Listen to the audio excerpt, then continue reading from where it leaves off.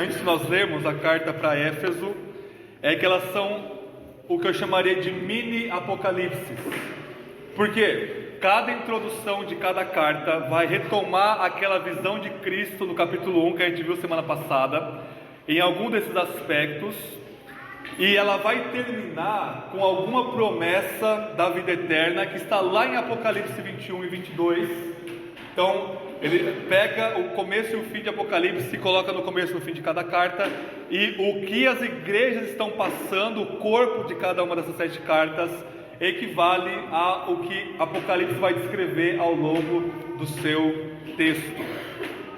Então vamos ler Apocalipse 2, verso 1 ao 7, primeira das 7 cartas, carta à igreja em Éfeso. Pós-leitura, uma pequena liturgia, eu irei dizer essa é a palavra do Senhor. Todos que concordem e creem respondam com amém. Nós iremos orar mais uma vez.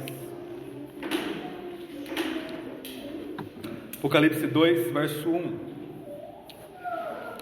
Escreve ao anjo da igreja em Éfeso: assim diz aquele que tem as 7 estrelas na mão direita e anda no meio dos 7 candelabros de ouro. Conheço suas obras, o seu trabalho e a sua perseverança. Sei que não suportas os maus e que puseste à prova os que dizem apóstolos, mas não são, e descobristes que eles são mentirosos. Tens perseverado e sofrestes por causa do meu nome e não te desanimaste. Tenho contra ti, porém, o fato de que deixaste no teu primeiro amor. Lembra-te, pois, de onde caístes, e arrependa-te e volta às obras que praticavas no princípio. Se não te arrependeres, logo virei contra ti e tirarei o teu candelabro do seu lugar. Mas tem a seu favor que odeias as obras dos nicolaítas, as quais eu também odeio. Quem tem ouvidos, ouça o que o Espírito diz às igrejas. Ao que vencer, eu lhe permitirei comer da árvore da vida que está no paraíso de Deus. Essa é a palavra do nosso Deus, nosso Senhor. Amém? Vamos orar mais uma vez? Senhor, estamos diante da sua palavra, que é santa, viva e eficaz, e a espada do seu Espírito, e ele maneja perfeitamente a sua espada. Portanto, não tem como a sua palavra voltar para ti mesmo vazia, mas esse é o nosso desejo, nossa oração a Deus, que ela frutifique no coração de cada um de nós que irá ouvir, que o Senhor venha a acalmar nossos ouvidos, nossos corações e nos focalizar na sua palavra, e que o Senhor venha dar graça a cada um de nós para, ó Deus, imitarmos essas 7 igrejas no que o Senhor as elogia, e pela sua graça evitarmos e fugirmos daquilo que o Senhor julga como errado. E assim o Senhor é glorificado maximamente em nossa igreja local, e nós somos maximamente satisfeitos e alegres em Ti mesmo. Em Teu nome nós oramos, ó Filho de Deus, ó aquele que tem nas mãos os 7 candelabros de ouro, a igreja. Em Teu nome nós oramos. Amém. Irmãos, cada uma dessas 7 igrejas aqui do capítulo 2 e 3 de Apocalipse pode ser aplicada ou pode ser vivenciada a situação em diferentes contextos por literalmente qualquer igreja no mundo e na história. Então a nossa igreja local, nós vamos olhar para nós, apontar o dedo para nós e vermos nessas 7 igrejas locais lá da Ásia, do Império Romano, no final do século I, como nós estamos espelhando coisas positivas e negativas, e nós precisamos perseverar nas coisas que o Senhor tem nos dado graça, e nós precisamos nos arrepender daquelas coisas que nós estamos pecando contra o Senhor. Então basicamente nós temos sempre Jesus elogiando o que tem que ser elogiado, exceto Laodiceia, a última carta, onde não há elogio para aquela igreja, assim como Paulo não elogiou os Gálatas, por exemplo. E nós temos depois Jesus repreendendo a igreja, exceto Filadélfia e Esmirna, que eram igrejas irrepreensíveis aos olhos do nosso Senhor. E aqui está, irmãos, a primeira carta à igreja de Éfeso, famosíssima na história e no Novo Testamento. E para nós visualizarmos o que Jesus quer passar para cada igreja específica, vejam, são igrejas reais, concretas, com problemas reais, históricos. Para nós conseguirmos entender a mensagem, a gente precisa usar nossa imaginação e nos transportarmos para a igreja de Éfeso no final do século I. Se você estava lá em Éfeso no final do século I, você ia saber um pouco da história da sua cidade. Irmãos, Éfeso é mais ou menos equivalente ao que Campinas é para o estado de São Paulo. Então, no Império Romano, nós tínhamos 4 principais cidades: Roma, que era a capital, Alexandria e Antioquia, e Éfeso. Éfeso era a 4ª cidade de maior peso, de maior importância, de maior grandiosidade do Império Romano. Então é por isso que ela é primeira aqui, porque ela é a mais importante das cidades, e ela é aquela que passaria então as cartas na trajetória do correio do século I em primeiro lugar. Éfeso era uma cidade riquíssima. Ela foi fundada formalmente no ano 550 a.C. O Antigo Testamento nem tinha terminado os seus últimos escritos. Éfeso já deixou de ser uma aldeiazinha, uma vila, um aglomerado de pessoas, passou a ser uma cidade fundada. Foi conquistada por Alexandre o Grande para os gregos, depois por Pompeu para os romanos. E quando conquistada por Pompeu, ela ganha uma importância gigantesca no Império Romano, porque ela cresce muito, ela é muito próspera, ela é uma cidade portuária, então o tempo todo as pessoas chegando ali dos seus barcos, e ela é uma cidade onde se cruzavam várias estradas importantes, ou seja, muito fluxo na cidade. Isso era muito bom para o comércio. Então era uma cidade majestosa na visão de um romano da época.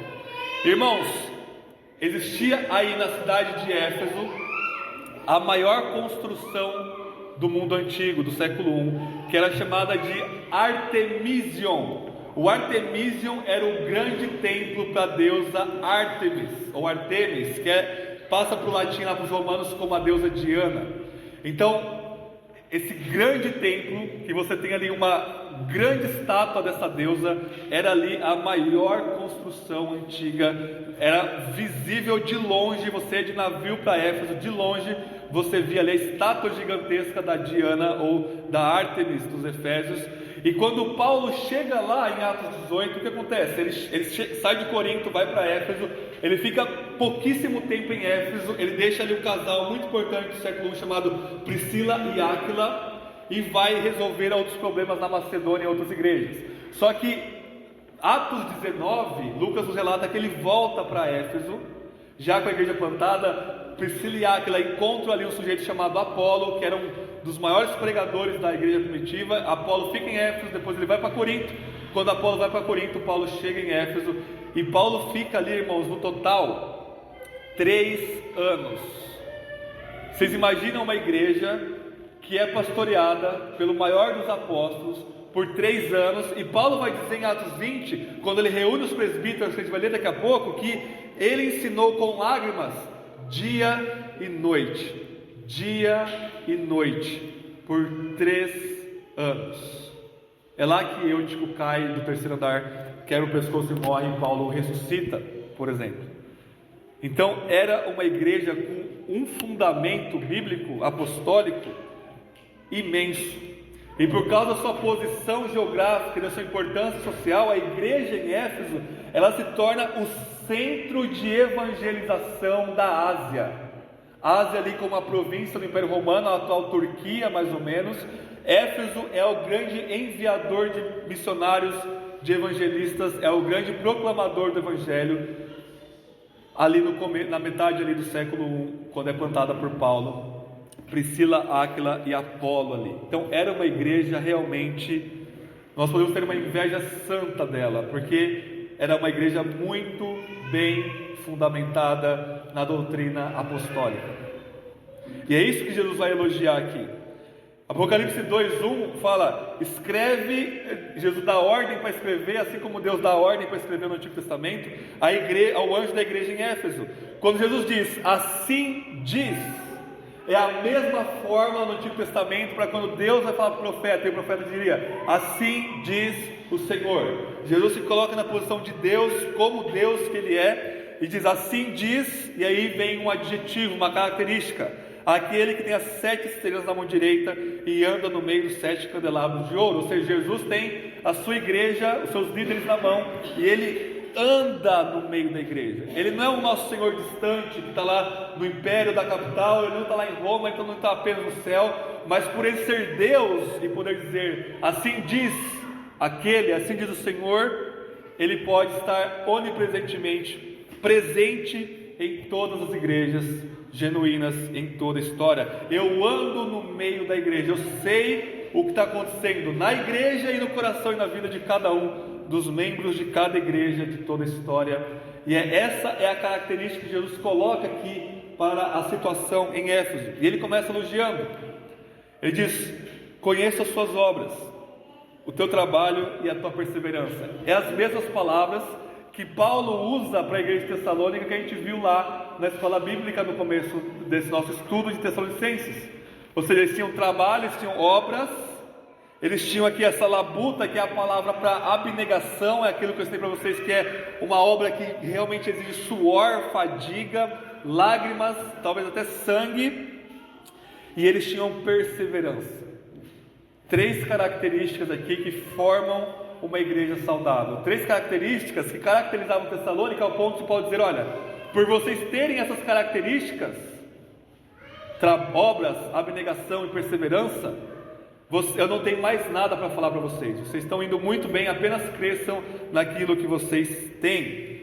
E não somente isso, olha o outro elogio, verso 2: sei que não suportas os maus. Era uma igreja intolerante, e Jesus elogia isso. Vocês não toleram os maus, e que puseste à prova os que se dizem apóstolos, mas não são, e descobristes que são mentirosos.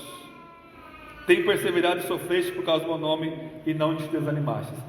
O que Jesus está elogiando aqui é o título do sermão: ortodoxia, crença na verdade das doutrinas reais e verdadeiras do Evangelho.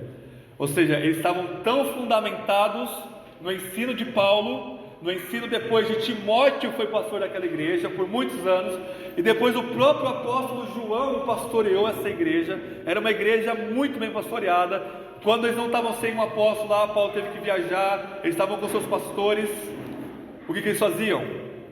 Chegava alguém com um ensino diferente, chegava alguém falando que era apóstolo com um ensino diferente, eles diziam: não te suporto, você não pertence a esse lugar, afaste-te daqui, seu falso profeta, seu falso pastor, seu falso apóstolo. Eles julgavam a mentira, a heresia, a falsidade. E vejam, Jesus elogia isso na igreja. Jesus espera que cada igreja seja como a igreja de Éfeso, que nós venhamos a estar tão fundamentados na palavra apostólica da Bíblia, que nós não venhamos a suportar nenhuma vírgula fora do lugar da palavra de Deus. Mas vejam comigo alguns textos da palavra de Deus. Abram em Atos capítulo 20. Atos capítulo 20 é a despedida de Paulo, de uma vez por todas, dos pastores aqui de Éfeso. Atos 20, verso 28 até o 32 diz assim: ele reuniu os presbíteros e disse: portanto, tenham cuidado de vós mesmos e todo o rebanho, sobre o qual o Espírito Santo vos constituiu bispos, para pastoreardes a igreja de Deus, que ele comprou com o seu próprio sangue. Olha a profecia de Paulo para essa igreja, verso 29: eu sei que depois da minha partida, lobos cruéis entrarão no vosso meio, e não pouparão o rebanho, e que dentre vós mesmos se levantarão homens, falando coisas distorcidas, para atrair os discípulos para si mesmos. Portanto, estai atentos, lembrando de que durante 3 anos não cessei, dia e noite, com lágrimas, de aconselhar cada um de vós. Agora, pois, consagro-vos a Deus e a sua palavra da sua graça, aquele que é poderoso para vos edificar e vos dar herança entre todos os santificados.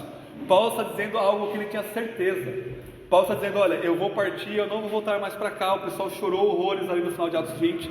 Ele vai dizer: eu tenho certeza absoluta, praticamente uma profecia, de que quando eu sair, lobos vão vir atrás de vocês. Não tem escapatória.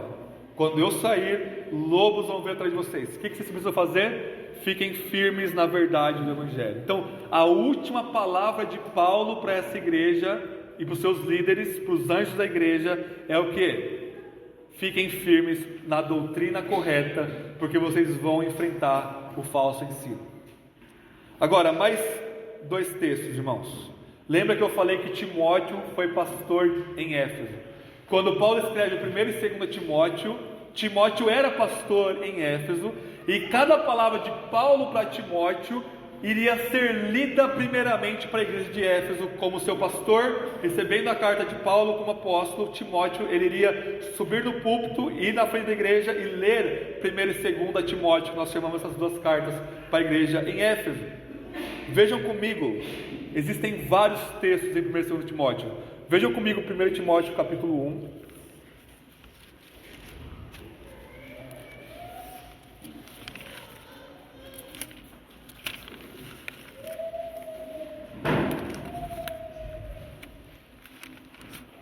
Primeira Timóteo capítulo 1.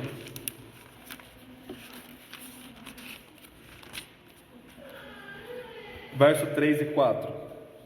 Primeira coisa que Paulo vai falar para o seu melhor discípulo: conforme te pedi, quando partia para a Macedônia, permanece em Éfeso, para advertirdes alguns que não ensinem outra coisa, nem se ocupem com fábulas ou genealogias intermináveis, pois produzem discussões em vez de favorecer o propósito de Deus, que tem como fundamento a fé. Agora virem comigo no capítulo 4 dessa carta. Verso 1 e 2 diz assim, capítulo 4, verso 1 e 2. Paulo está dizendo para Timóteo o seguinte: o Espírito afirma expressamente que nos últimos tempos, irmãos, os últimos tempos já estão acontecendo aqui no primeiro século. Eles foram inaugurados por Jesus. Nos últimos tempos, alguns se desviarão da fé e darão ouvidos a espíritos enganadores e doutrinas de demônios, sob a influência da hipocrisia de homens mentirosos que têm a consciência insensível. Agora só mais um texto em 2 Timóteo, virem as páginas aí para a segunda carta, capítulo 4, verso 1 ao 5. Praticamente as últimas palavras de Paulo aqui para Timóteo, faz parte das últimas palavras de Paulo para Timóteo, pastor de Éfeso. Diz assim, 2 Timóteo 4: eu te exorto diante de Deus e de Cristo Jesus, que há de julgar os vivos e os mortos pela sua vinda e pelo seu reino.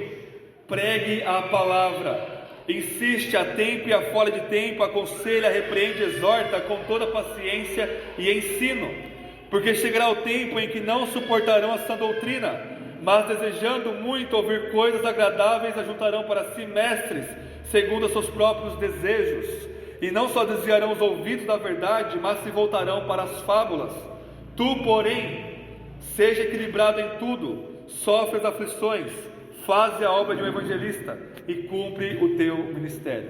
Então as últimas palavras de Paulo para os presbíteros, para os pastores de Éfeso é: cuidado com os falsos mestres.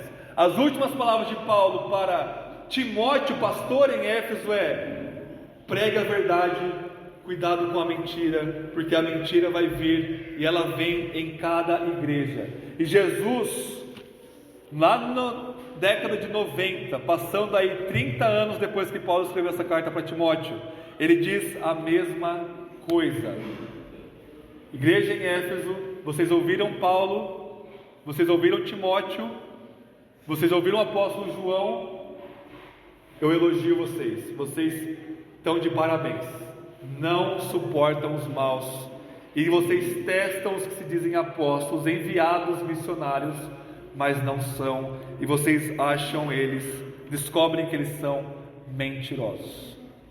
Passados 20 anos dessa carta, um sujeito, pastor, que foi discípulo dos apóstolos, conheceu João, chamado Inácio de Antioquia, ele escreve também uma carta para Éfeso. Eu gostaria de ler com vocês, é rapidinho, aqui o capítulo de Éfeso, que ele fala exatamente a mesma coisa. Perdi a marcação, mas achei. Carta de Inácio aos Efésios, ele vai dizer no capítulo 7 o seguinte: de fato, existem algumas pessoas que dolosamente costumam levar o nome de Jesus, mas agem de modo diferente e indigno de Deus, e é preciso que eviteis essas pessoas como se fossem feras selvagens. Com efeito, são cães raivosos que mordem sorrateiramente.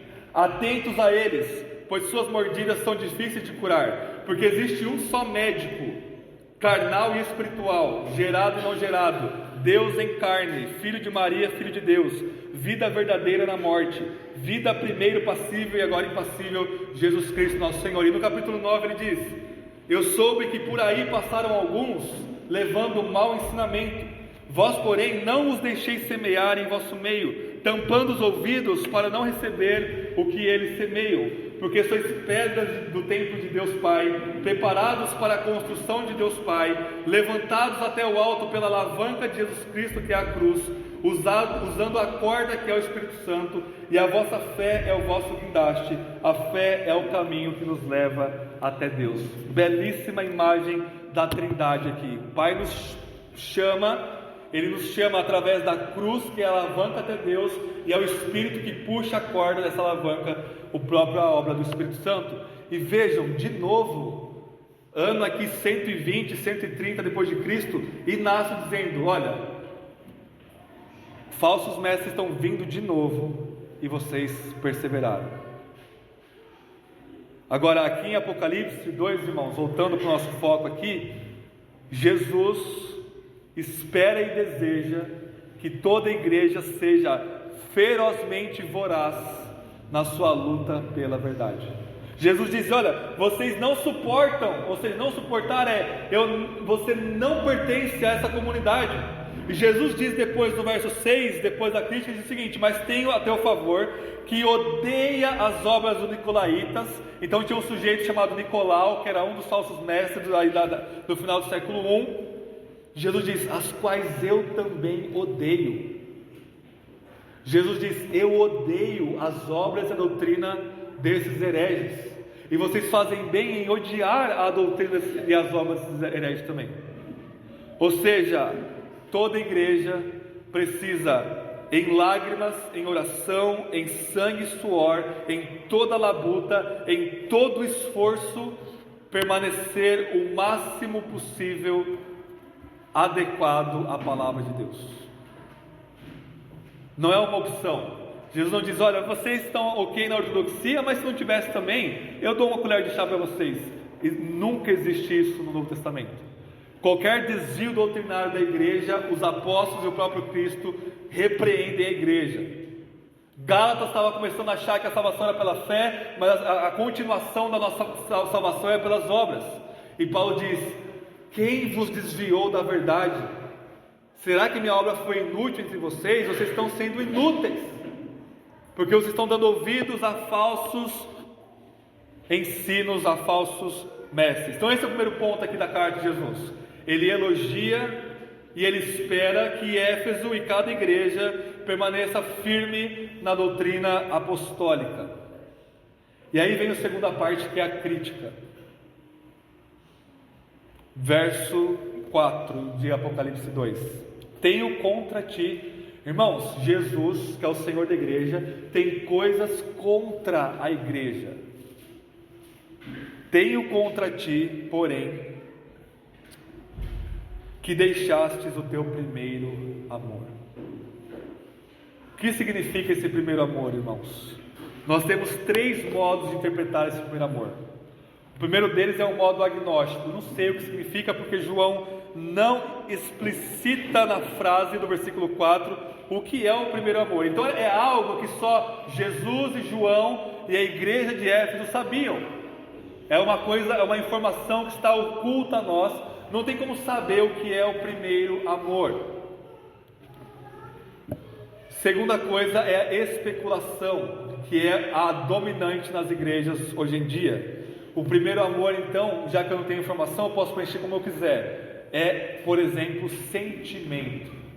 Então, eu tinha um sentimento muito grande quando eu estava no começo da minha fé, E aí eu perdi esse sentimento, agora as coisas parecem bem monótonas, bem cotidianas, eu perdi o meu primeiro amor. Ou, pior ainda, experiências. Então no começo da minha fé eu tinha muita experiência com Deus, mas agora que eu conheço mais a Bíblia, parece que a Bíblia me jogou um balde de água fria. O pessoal da CCB riu, né? A teologia mata o crente, a letra mata, né? Irmãos, a terceira forma de interpretar é pelo contexto, e essa é a única forma de interpretar qualquer coisa na nossa vida. O verso 1 interpreta o verso 4, não é à toa, não há em nenhuma linha da Bíblia uma informação à toa. Quando João coloca e Jesus coloca ele se apresentando para a igreja em Éfeso como aquele que tem as 7 candelabros de ouro na mão, isso interpreta o restante de toda a carta. Eu deixei suspenso o verso 1 para trazer ele agora no verso 4. Por quê? Qual que é a imagem do candelabro? O candelabro é aquela haste com as 7 velinhas ali que ficava no templo ou no tabernáculo, que servia para iluminar. E qual que é o sentido simbólico do candelabro? Mostrar a presença, a luz de Deus, é testemunhar que Deus está ali presente no templo. E João está dizendo, olha, a igreja agora é o candelabro. Ele pega a parte pelo todo, a igreja é o templo, então a igreja também é as partes do templo, a igreja também é o candelabro. E qual que é a função da luz no Antigo Testamento?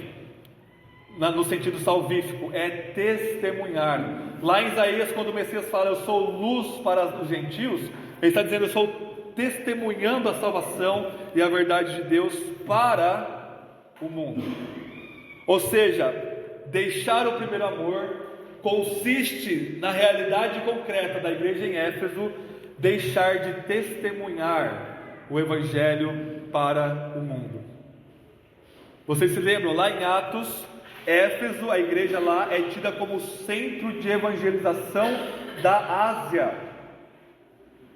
E aqui, 30 anos depois, na segunda geração de crentes daquela igreja, eles esfriaram essa proclamação do Evangelho para os ímpios. Essa é a imagem que começa e termina a carta aqui ao Éfeso, a imagem do candelabro. Vocês deixaram de testemunhar sobre a minha verdade. Irmãos, humanamente falando, nós entendemos isso, porque vocês imaginam, Paulo planta a igreja lá em Éfeso, ele volta, fica mais 3 anos, ele sai e diz, lobos vorazes vêm até vocês, e eles precisam estar ali. Enquanto Timóteo não vem, anos depois, eles ficam ali, os seus pastores segurando ali, para permanecer na doutrina, lutando pela verdade. Chega alguém na igreja, ensinando falso ensino, os pastores têm que ter todo o desgaste para disciplinar e expulsar aquele sujeito que não se arrependeu do seu falso ensino, e isso por anos. Chega Timóteo para lá, Timóteo pastoreia. O que Paulo fala para Timóteo? Vai vir cães, falsos mestres, tome cuidado, Timóteo, fique firme, prega a verdade. Timóteo luta contra os falsos mestres. Jesus, na década de 90, dizendo, olha, vocês estão suportando, vocês dando suporte para a doutrina sã, e vocês não suportam o falso ensino, e vocês estão lutando contra os nicolaítas, lutando contra falsos mestres. Entre o século II, Inácio falando, olha, falsos mestres estão vindo até vocês, e vocês continuam perseverando. Ou seja, essa luta interna inacabável, contínua dessa igreja, pode ter feito uma cicatriz muito grande, um desgaste muito grande, e eles pararam de pregar o Evangelho. Então a gente tem que cuidar de nós, porque o tempo todo está vindo falso mestre. Eu nunca vi, parece um imã de demônio nessa cidade. E eles se esqueceram de testemunhar do Evangelho. Mas Jesus não negocia. Não é ou eu sou uma igreja bíblica, ou eu sou uma igreja que testemunha para o mundo. Jesus diz, eu tenho contra você o seguinte: você deixou o seu primeiro amor, você deixou de ser luz para o mundo. Está tão preocupado em manter a sua doutrina que você se esqueceu que essa doutrina é para alcançar os perdidos. E olha o que ele diz, final do verso 5. Vamos ao verso 5 todo. Lembra-te, pois, de onde caístes. arrependa-se e volta às obras que praticava no início. Se não se arrependeres, logo virei contra ti e tirarei o teu candelabro do teu lugar. O que é isso? Jesus vai dar o que a igreja quer. Vocês estão deixando de ser luz? Vocês estão deixando de ser candelabro? Então eu vou tirar de vez o candelabro de vocês. Aí não vai adiantar vocês serem uma igreja morta com uma ortodoxia boa. E vocês vão deixar de ser igreja. E quem vai lutar contra essa igreja? O próprio Jesus. Se vocês não se arrependerem, em breve eu vou vir contra vocês e vou acabar com vocês. Não importa se foi Paulo que fundou a igreja, não importa se foi Timóteo que passou a igreja, não importa que vai ser o apóstolo João depois que sair de Pátimos que vai pastorear essa igreja, eu vou acabar com vocês, Jesus está dizendo. Jesus não negocia entre verdade e testemunho. Irmãos, nós precisamos olhar para nós mesmos e ver se a gente não está na mesma situação que Éfeso, puros na doutrina e trancados em nossa boca. A doutrina está apenas aqui, e quando nós saímos daqui, silêncio total. Cristo está contra nós nesse sentido. O nosso Senhor, que morreu por nós, que nós amamos acima de tudo e de todos, está contra nós se nós não estamos testemunhando sobre o Evangelho para as pessoas perdidas. Qual que é a recompensa em permanecer firmes? Verso 7, terceiro e último lugar.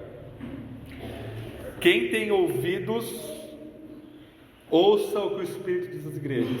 E talvez eu repita isso nas 7 cartas para ficar bem fixo para vocês. O que Jesus está dizendo aqui é o seguinte: ele está tirando toda a teologia de Isaías 6 e do Salmo 115, que vai dizer o seguinte: olha, os idólatras se tornam parecidos com os seus ídolos, nós nos tornamos parecidos com aquilo que nós adoramos. Os ídolos não têm visão. Quem adora os ídolos fica espiritualmente cego. Os ídolos não têm audição. Quem adora os ídolos fica espiritualmente surdo, espiritualmente mudo, espiritualmente imóvel, espiritualmente com o coração de pedra. Mas quem adora o Deus verdadeiro e o seu coração idólatra é quebrado, dá-no um coração novo de carne vivo. Agora sim, nós temos ouvidos para ouvir e olhos para ver. Então Jesus está dizendo: quem tem ouvidos para ouvir, não ouvir fisicamente apenas, não ouvir o som fonético das palavras de Jesus para essa igreja, não, espiritualmente falando. Então existe uma relação entre falta de testemunho e idolatria. Ou seja, a própria doutrina correta pode se tornar um ídolo se ela não está sendo traduzida em obras e amor e testemunho e proclamação do Evangelho em seu primeiro amor. Quem tem ouvidos, ouça o que o Espírito diz às igrejas. Jesus e o Espírito estão falando para a igreja em Éfeso e para todos nós nessa manhã. Quem tem ouvidos, ouça o que o Espírito diz às igrejas. Qual que é a recompensa? Ao que vencer, não só os falsos mestres, mas vencer proclamando o Evangelho, sendo luz para as nações, eu lhe permitirei comer da árvore da vida que está no paraíso de Deus. Essa é a recompensa, irmãos. Essa é a recompensa. E ele está voltando lá para o Éden, e a imagem do Éden é muito importante aqui, porque Adão foi dado a ele a palavra de Deus para ele testemunhar para sua mulher Eva e para os seus filhos que viriam, e era para ele testemunhar dessa palavra. Quando a serpente no Éden, falsos mestres em Éfeso, é a mesmíssima coisa, chega no jardim com um falso testemunho, uma falsa doutrina, distorcendo a palavra de Deus. Adão, como luz, era para ele expulsar o falso mestre, que no caso era o próprio diabo. Expulsando a serpente, ele teria acesso à árvore que estava no meio do jardim, a árvore da vida, e teria a vida eterna ao passar por essa prova. É a mesma coisa agora para a igreja unida ao novo Adão, que é Jesus. Ou seja, ao que vencer, vocês terão o desfrute da vida eterna. E isso coloca as coisas em perspectivas. Porque, será que eu devo evangelizar o meu vizinho? Será que eu devo evangelizar a pessoa do meu trabalho? Você deve. E você deve perseverar na doutrina dia e noite. Porque a recompensa, irmãos, é a árvore da vida, a vida eterna. E aqui a imagem se funde numa coisa só. O candelabro no templo, com esse formato de árvore, simbolizava a árvore da vida, a luz. E agora, como candelabro, nós desfrutamos diretamente da árvore da vida no presente momento, e ao que vencer no final, ao que perseverar até o fim, comeremos da vida eterna e da árvore da vida, teremos a vida eterna na presença de Cristo Jesus. Irmãos, uma conclusão prática para nós caminharmos para o final é que virou moda no meio evangélico desde sempre aqui no Brasil essa questão de eu perdi meu primeiro amor, eu perdi meu primeiro amor, eu preciso voltar para o meu primeiro amor. Isso não é padrão. Porque se você tinha o primeiro amor e você perde, Jesus está dizendo: você está tão errado que eu estou contra você nesse sentido, e se você não se arrepender, você vai deixar de ser luz. Qual que é o padrão bíblico? É você ter o seu primeiro amor, e esse primeiro amor crescer. O seu amor do meio, o seu amor do 3/4, o seu amor do final precisa crescer abundantemente. Não é, eu preciso voltar para o meu primeiro amor. Não, se você precisa voltar, você está absolutamente errado. O seu primeiro amor precisa amadurecer, precisa crescer, precisa de substância bíblica. E você precisa fazer isso cada vez mais, aprendendo a verdade e testemunhando a verdade. E aí um exemplo, uma ilustração final muito prática para nós é, por exemplo, os nossos casamentos. Os nossos casamentos ilustram a nossa relação com o nosso Senhor. Não basta apenas você ter uma doutrina correta do casamento. Eu sei o meu papel como marido e pai. Eu sei o meu papel como esposa e mãe. Eu sei o meu papel como filho. Porque isso é apenas um lado da moeda. Isso é apenas ortodoxia. Você precisa testemunhar dentro de casa e fora de casa o seu amor pelo seu cônjuge, pela sua esposa e pelo seu marido. E isso é muito prático, porque eu passei 4 anos da minha vida estudando numa universidade em outra cidade. Eu saía de casa às 5:30 da tarde e voltava meia-noite, todos os dias, pastoreando a igreja, trabalhando das 7 até as 5, sem folga, e eu nunca tive 1 segundo de problema com mulheres na faculdade. E isso é o mínimo. Não somente por causa da minha falta de beleza, mas beleza não é o ponto, porque existe doida para tudo, vide nossa querida irmã Vitória, ou qualquer irmã aqui, aliás. Mas o pessoal que olhava para mim na faculdade era 99% meninas. Elas sabiam: esse rapaz é o William, ele é marido da Vitória, e não há uma vírgula nele de falso testemunho com a sua esposa. Eu nunca falei mal da minha esposa para ninguém. Isso é o mínimo do mínimo. Se você chega para alguém fora do seu lar e fala: minha esposa é isso e isso, só que minha esposa vacilou hoje, ou meu marido, pelo amor de Deus, só Jesus na causa daquele miserável, você está dando brechas para a serpente te aproximar cada vez mais do adultério, te aproximar cada vez mais do divórcio. E isso é o cúmulo do absurdo, do ridículo. Você precisa testemunhar para o mundo que você ama a sua esposa. O que a gente tem em Cantares?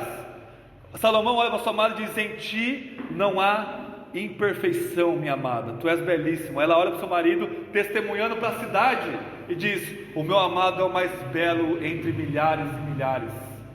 Salomão diz: a minha amada é como a minha amada entre as mulheres é como uma flor entre espinhos. Para Salomão, as outras mulheres, qualquer que seja, idealmente falando, eram espinhos. Não eram outras flores que você poderia cheirar, eram espinhos. Se isso é ridículo no âmbito do nosso casamento, é ainda mais ridículo no âmbito do nosso relacionamento com Jesus. Quando você não está testemunhando sobre Jesus, você está testemunhando contra Ele. Não existe testemunho, não existe não testemunho. Ou você está falando do amado da sua alma, ou no seu silêncio Jesus está dizendo: você não está fazendo a minha vontade, você não está testemunhando, portanto você está contra mim, eu estou contra você. Irmãos, que Deus nos conceda arrependimento, destrave a nossa língua, como diriam os pentecostais, né? E que nós venhamos a proclamar o Evangelho para todas as pessoas que Deus coloca na nossa vida, e que ativamente nós vamos a procurar os perdidos onde quer que eles estejam, senão que Jesus destrua a nossa igreja e que ela não exista mais, porque não vale a pena ser igreja batista reformada, não sei o que, se nós não proclamarmos o Evangelho. Não adianta ter a confissão de fé que for, se nós não proclamarmos o Evangelho. Não adianta os nossos pastores ter a teologia que for, se nós não proclamarmos o Evangelho. Amém? Vamos ter um minuto de oração.